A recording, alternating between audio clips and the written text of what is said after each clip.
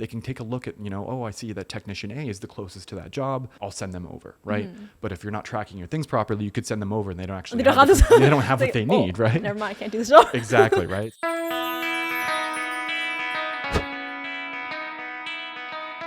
Hello, everybody. I'm Jared. Hi, I'm Melinda. And welcome back to The Secret Life of Inventory. This is a show where we talk about all things inventory related. And in today's episode, we're going to be talking about HVAC inventory management, specifically how to start a successful HVAC business and some solutions that you can use to make your life easier. If you guys didn't know, HVAC stands for heating, ventilation, and air conditioning. I only recently learned that too, and it's actually a very complex industry when it comes to inventory tracking because these technicians are spread out across so many different job sites, and if even one component goes missing, it can bring an entire job to a stop. That's very true. And even though that there's so much at stake, you'd be surprised at how many HVAC businesses let inventory management take a back seat. So today we're very excited to talk about all things HVAC inventory management. And if you guys are interested in learning more about inventory management and how it affects our modern world, be sure to subscribe to stay tuned for more. So before we get into it, could you explain to our listeners what is HVAC inventory management? Of course, yeah. So HVAC inventory management essentially is, anything to do with your physical items, such as components, equipment, anything that you need to kind of conduct your business. So that includes like stocking, procurement, tracking, even like things like maintenance, planning, budgeting, compliance, all that stuff. So what are some examples of poor HVAC inventory management, and how does that impact business operations or customer satisfaction? Yeah, the biggest one I would say would be negligent tracking, right? And what does that mean? I mean, obviously it means that you don't really know where things are. You're losing track of items. Either they're getting lost, they're getting damaged, they're getting stolen, things like that. So if you're not really able to keep an eye on things, you're not going to have those key components when you're out on the job site. You mentioned before that HVAC technicians are kind of scattered all over the place. So they kind of need to make sure that they have what they need when they're on the job. If they don't have what they need, they're not going to be able to complete that job, right? So it's really, really important that you have what you need, the equipment you need, the components that you need, where you need them, like when you need them, essentially. And something also to keep in mind is HVAC businesses, they're also dealing with, things that are sometimes, toxic, dangerous chemicals like coolants and things like that, right? So you have to make sure that you know where those things are. Not burn yourself. They're not just like, in the fridge somewhere next to your lunch or something, right? You need to make sure that you know where they are, how much of it you have. I mean, a lot of the times you have to keep up with compliances for that stuff. So of course, tracking that and negligent tracking of those things is, very, very bad. Dangerous. Dangerous, not just bad, but dangerous. And there's poor forecasting, right? So like with any business, there's going to be seasonality involved. HVAC is no different. So, for example, if you're running an HVAC business, you might notice that you sell a lot more air conditioning units in July and August when it's super hot. Obviously, that makes sense. And you're going to be selling more furnaces during the winter, and then in the fall and the spring, people have the windows open or whatever. They're not really using their systems. You're not going to sell as much. So having a good idea of like when you kind of need more of certain things is really, really important. So poor forecasting is, if you're just continuously ordering the same amount all year round, you're going to find you're getting an influx of your inventory. You're going to be carrying a lot more. You're going to have less cash flow at certain times when you don't really need it. So having poor forecasting is a big thing that comes up a lot if you have poor inventory management. And it kind of what comes along with that is understocking and overstocking. So of course, understocking is when you're running out of those components that you need, those integral components that you need in those moments. Making people wait. Making people wait is never good. Never good for business, right? People want things now. So if you're running out of those key components, or out on a job site, you definitely have poor forecasting. You're not tracking your things properly. And then the flip side of that is of course overstocking. Maybe you're like, I keep running out of this fan unit or this AC unit. Like I'll just order a bunch. I'll just order a ton. Tower. A tower of these things.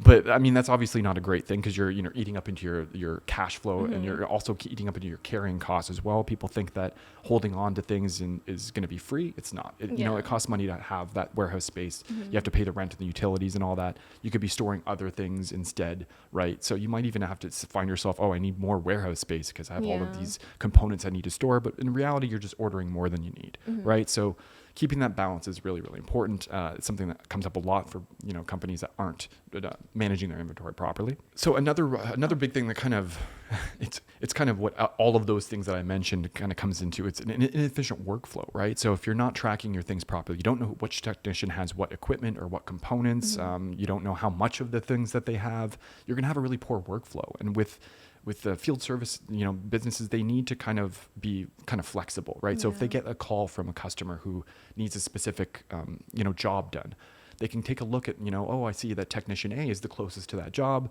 I'll send them over, right? But if you're not tracking your things properly, you could send them over and they don't actually they don't have what they need, right? Never mind, I can't do this job. Exactly, right? So if you're tracking things really, really well, you can, you'll get that call, and instead of saying, I'll send the closest technician over, you can say, well, who has the component that I need? Yeah. Oh, this person, truck A actually has how close are they? Okay, they're not as close as truck B, but I'll send them over because they have what they need to actually complete the job, right? So having a really good, efficient workflow is going to be indicative of having good inventory management. That makes sense. So what are some best practices for effectively managing HVAC inventory? Yeah, so I always start with this one, no matter the industry that you're in. Cycle counts. It's really important. Everyone hates them. I say that all the time because everyone hates them, but they're very, very important. Some people think that if they're using software that they don't need to do cycle counts because, hey, it's all being updated in the software. Get kind of lazy. Exactly, right? So why bother? It's got the software. That's what I'm paying them good money for. But regardless of how you're managing your inventory, you need to be doing cycle counts, and they don't have to be daunting. What I kind of recommend, especially for field services, to kind of do it in sections, right? So if you're doing a cycle count, maybe just do truck one day, do truck two the second day, divide truck the workload. three, divide into different days, and then warehouse on a separate. Do it all on separate days. That way you don't have to. It's not overwhelming, right? And not just overwhelming, but like you don't have to stop your business. That's true. You obviously want to keep the ball rolling. You want to keep the customers happy, keep the jobs going, and you can't really do that if you have to like. Oh, stop everybody. We got to count our inventory to make sure we have what we actually have in our system. We actually have those things, right? So it's all about kind of separating it, making it more manageable. Another big one, of course, is setting strict reorder points for items. We talked about how components are just very important to have. I mean, for everything, but for HVAC businesses especially, because you need to make sure you have those components to do the job, right?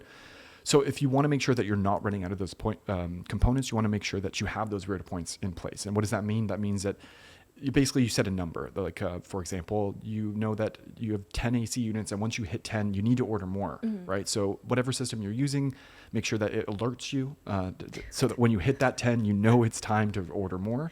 Because it gives you time, because it's not just about like when I got 0 left, I'll order them. It takes time for these things to get to you. Reorder points factor in things like lead time, things like safety stock. It factors all those things in to make sure that you're never going to run out of stuff no matter what if you order them at that reorder point. So they're very, very important.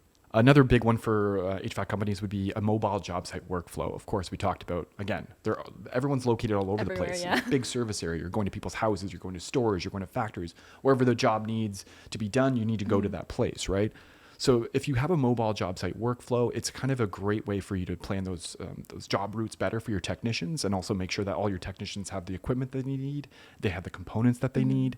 So what a mobile job site actually is, essentially, it's setting up each of your trucks and your warehouses kind of as separate locations. So all of your trucks will have like their set inventory and their components and all that.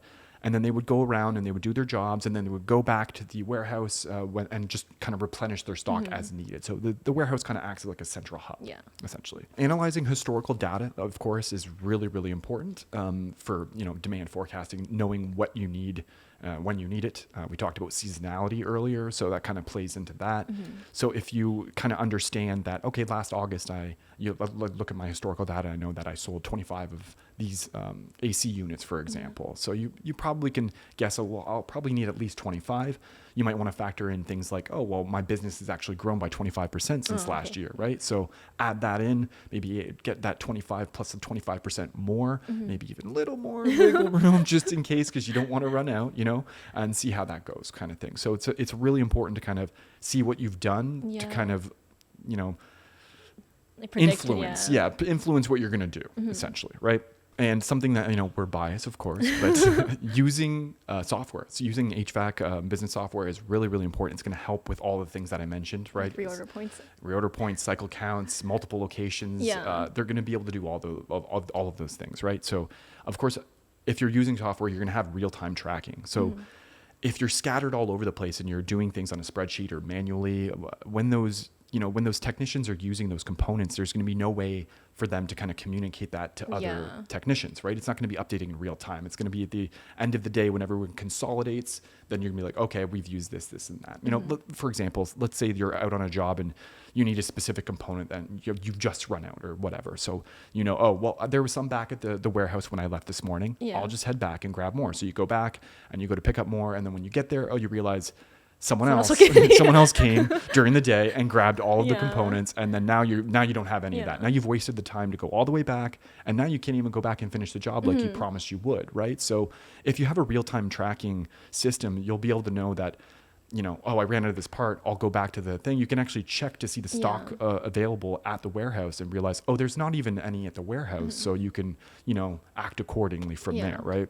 And these systems are also going to allow you to restrict access by user. And that's actually really important for field service people. If you're running a company, you don't know everyone that well. You need a hierarchy, right? There's a hierarchy, the lead right? boss. You're the boss and you can be trusted. But sometimes a lot of times you have, I'm not saying, don't trust your technicians, but if you've just hired someone, they're brand new, they're greenhorn, they've only been with their company for a few weeks, you might not want to give them full access to the systems. You can kind of restrict their access to either just like view only or it makes sense. like It takes full time access. to build trust. Exactly. And once that trust is built, then you can give them, instead of no access, you can give them view only. And then once they're fully trusted and you love them, give them full access to the system. And it's not just about like, getting things stolen, but it's also just like if they're using the system improperly, then maybe they're not updating it properly. You can't trust them to even use the system how it's meant to be used. And then maybe you don't want to give them full access because they're just going to mess everything up for all the other technicians, right? So it's really important. And just in general, these systems are great for just automating menial tasks. Things like we talked about historical data, like if you have a system that has really great reporting features, you don't need to go through and manually look at the data and crunch the numbers. It's going to kind of give you that data just at a glance really quickly, really easily, right? So, I mean, inFlow is a great example of this. We have reorder points, so that's great for obviously making sure that you're not running out of things. We have the real-time data tracking, so everything's in the cloud, so you can kind of track who has what equipment, how much of it is on each truck, all of that stuff. We also have multiple locations so that you can set up that mobile job site workflow really easily. We have a mobile app too. Of course, that is really useful when you're out on the field. Super convenient. Yeah. No one's bring your computer over there. Huge laptops and stuff in your truck. Obviously not ideal when you're out on the job. We have a built-in barcoding system as well, and you can even use the mobile app and use the camera to scan the barcodes, right? So you don't even need a scanner either. It's all kind of the system all built into the phone, which is great. So that seems like a very seamless package. Very seamless package. And of course, there's the reporting features, which makes historical data tracking and all that stuff, demand forecasting, all that stuff way easier. You don't have to use so much brain power. Exactly. Who wants to do that? Nobody. So I heard that the HVAC industry has been experiencing a ton of growth in the last few years. Like by the end of 2024, it's expected to be valued at 281.7 billion USD. And by 2029, experts are predicting that it's going to exceed over 389 billion USD.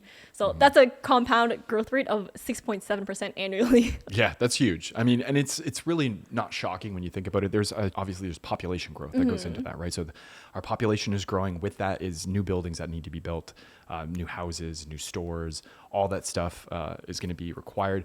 But it's not just the population growth, actually, but it's also people are really more interested in new technology, eco-friendly solutions, things like that. So older buildings are going to be getting a lot of updates as well. So it's not just new buildings that you're going to be seeing potential business in, but you can also get potential business from older buildings getting those updates. So there's a lot of potential for HVAC businesses. I know older businesses, I mean, not older businesses, for older condos, their AC units, like high, medium, and low, and then they're just hot and cold. And like there's like a adjustable thing where there's no you can't see the number. It's just it's very old. That needs to be updated. I think we're also used to being able to set like exact temperatures, I'm more of a 71 person or a what is that in Celsius? I don't know why I said that in Fahrenheit for all over. We're Canadian here, and it's for the American viewers,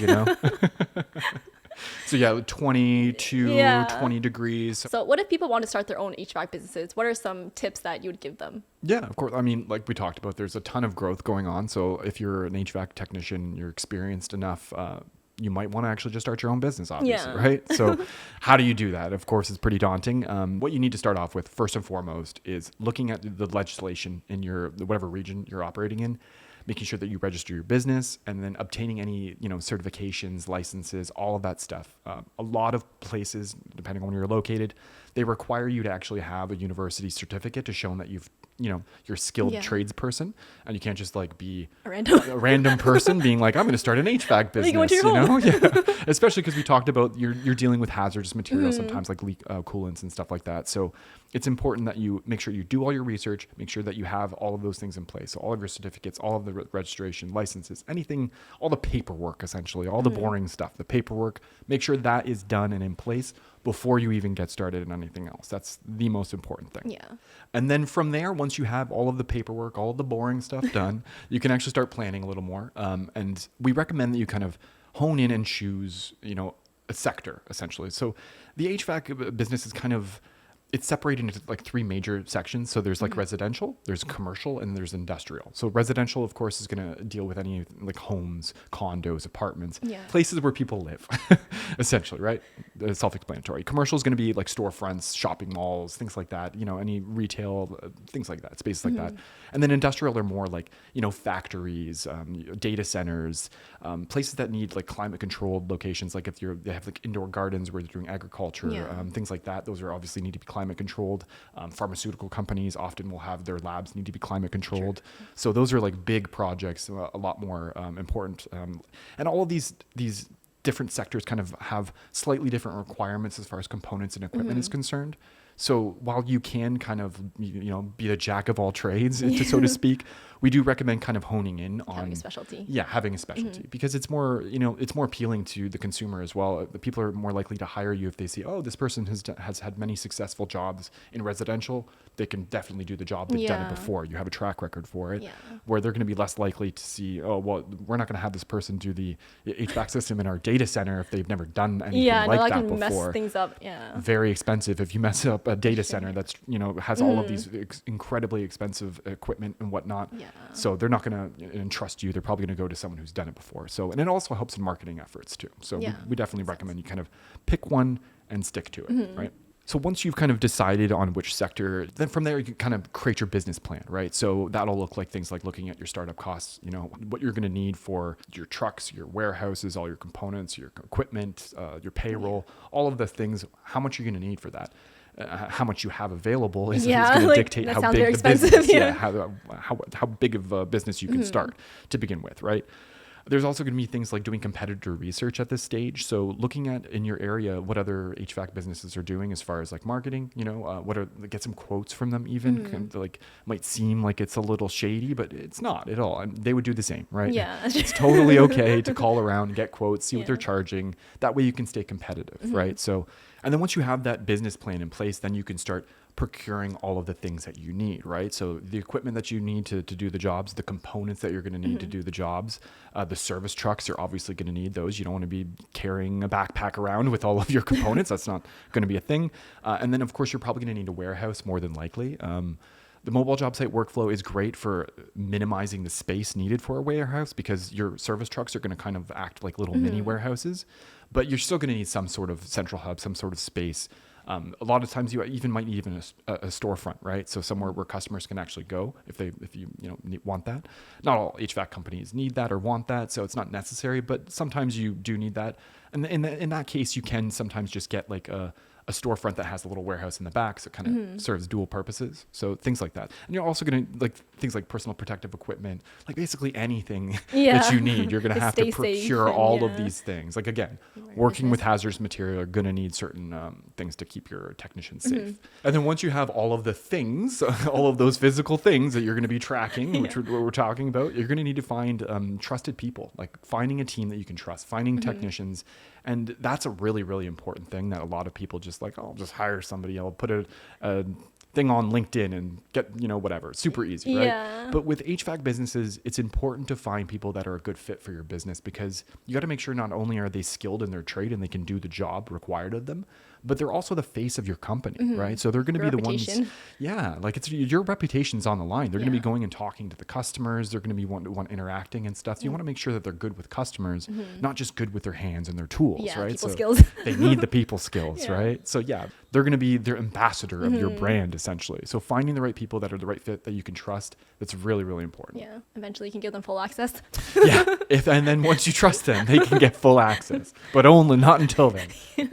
So to wrap things up, could you summarize what are your top recommendations for people who want to start their own HVAC businesses? Yeah, of course. So, this is the one that I will always say, no matter what, is embrace technology. Embrace, not just the technology, like the software solutions we talked about, but also the smart technology, all of the advancements that we're seeing, the innovation that we're seeing in the HVAC industry.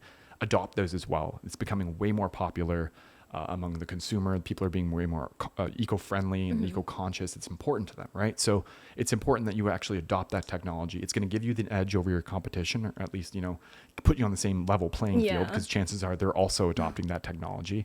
But the software is a big one too, right? And it's not just inventory software, of course, that's important. But other software solutions, you can have like accounting software like QuickBooks Online or Xero, for example, customer relationship management software, CRM software. So like House Call Pro is an example of that. Jobber is another example of that. Having those things in place is going to just make your life way easier and make running your business on the day-to-day way more simplistic. It's going to save you, streamline it, right? And choosing software that actually work well together as well. For example, inFlow has an integration with QuickBooks Online, has an integration with Xero. So you can have those two different pieces of software kind of working together. That kind of eliminates a lot of the double data entry you're going to have to do.